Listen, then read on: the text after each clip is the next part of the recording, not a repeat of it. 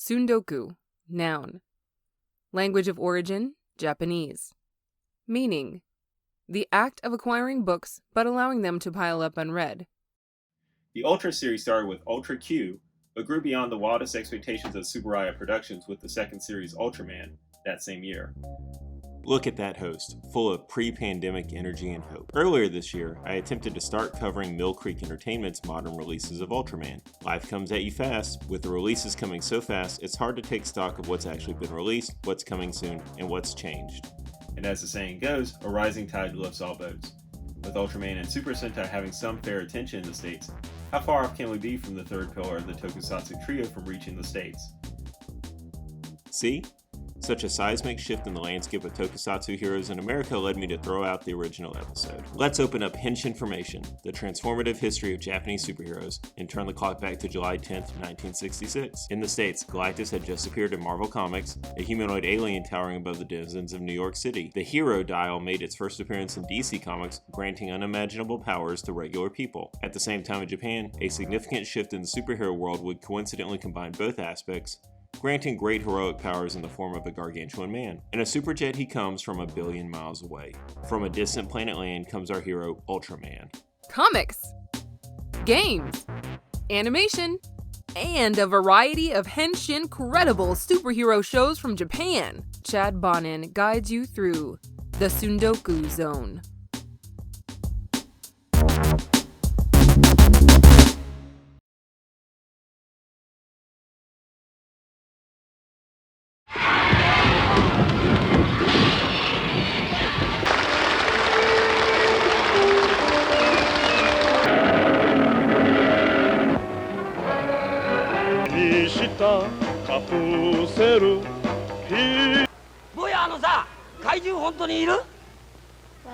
Come here, kite, yushe, kirakite. I don't understand you. Huh?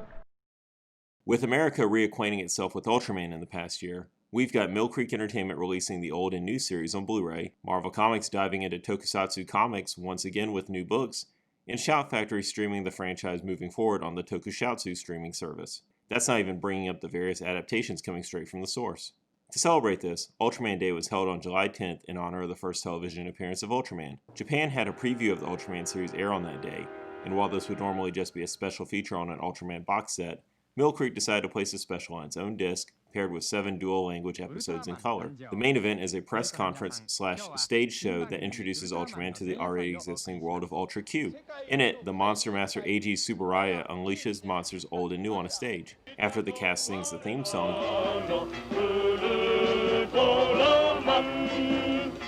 monster thieves attack the studio, hoping to capture a monster for presumably nefarious purposes. To take out the thieves, the world would need someone more badass than Ultra Q. After some hijinks with a pig, monsters are unleashed on the stage and Tsuburaya needs help.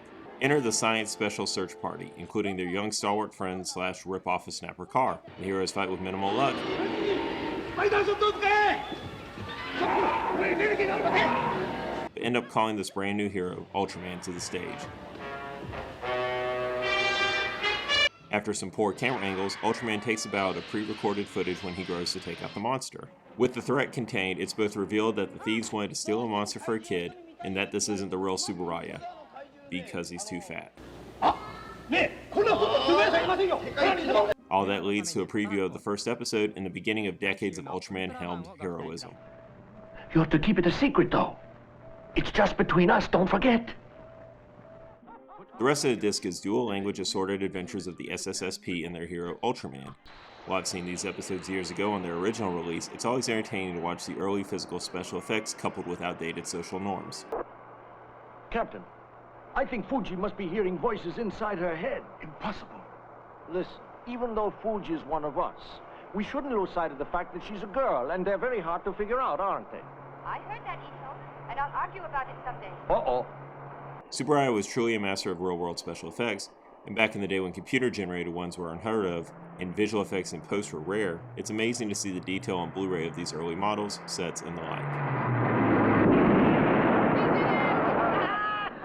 The original Ultraman series is half Thunderbirds, half Godzilla, and it's almost hard to reconcile it with the current franchise, comparing polished works to the raw materials within this disc. With 54 years of stories to tell, going all the way back to its Ultra Q predecessor to the, as of this video, current Ultraman Z, Mill Creek has tons of discs already out and many more on the way. If you're going to be collecting the franchise as a whole, this would be a nice rarity to have in it, but it remains just a tantalizing tease of what Mill Creek could do with the English dub of the franchise. While not lost of time, it's not seen a proper release as part of the modern series of discs, and for being rather faithful to the original language's script and being historical for its airing in America, it'd be great to get that collected at some point. That's it for the Tsundoku Zone, but the stack never ends. This program is brought to you by the support of members of the Tsundoku Zone Patreon. If you enjoyed this episode and have the means, please consider joining to keep the show running and get an inside look on the production.